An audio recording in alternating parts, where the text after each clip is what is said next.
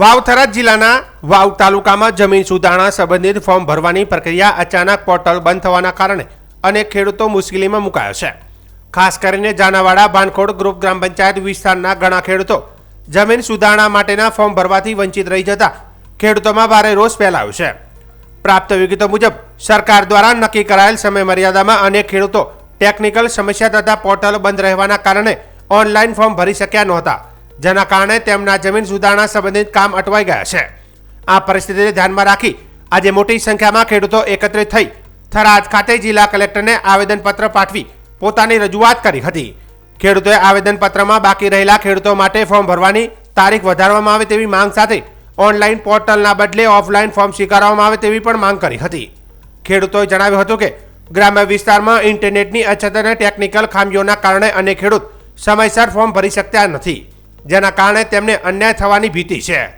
આ રજૂઆત દરમિયાન જિલ્લા કલેક્ટરે ખેડૂતોની સમસ્યાને ગંભીરતાથી સાંભળી હતી અને ખેડૂતોએ રજૂ કરેલી માંગને સરકાર સમક્ષ રજૂ કરવાની ખાતરી આપી હતી. જિલ્લા કલેક્ટરના આશ્વાસન બાદ ખેડૂતોને થોડી રાહત અનુભવાઈ હતી, પરંતુ વહેલી તકે યોગ્ય નિર્ણય લેવામાં આવે તેવી માંગ યથાવત રહી છે.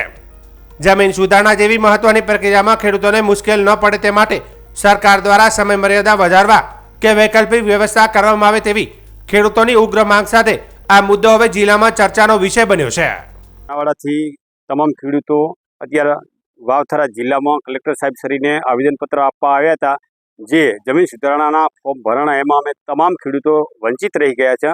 જેથી તમામ ખેડૂતોને સહાય મળે એવી તાત્કાલિક સાહેબ શ્રીને અમારી નમ્ર વિનંતી છે કે પોર્ટલ ફરી ચાલુ કરવામાં આવે અને તમામ ખેડૂતોને આ સહાય મળે એવી અમારી કલેક્ટર સાહેબ શ્રીને રજૂઆત હતી. અને કલેક્ટર સાહેબ શ્રી અમારી રજૂઆત સાંભળી અને જેમ બને તેમ તાત્કાલિક ધોરણે આ કામ પૂરું કરવામાં આવશે.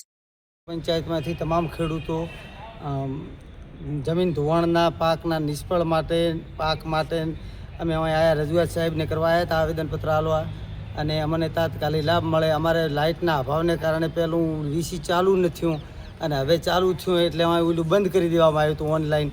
એટલે ફોર્મ ભરાવામાં જે બકાત રહી ગયા છે એને અમને સહાય મળે એના માટે અમે આવ્યા હતા. શું નામ તમારું? હેંગોળભાઈ પરમાર.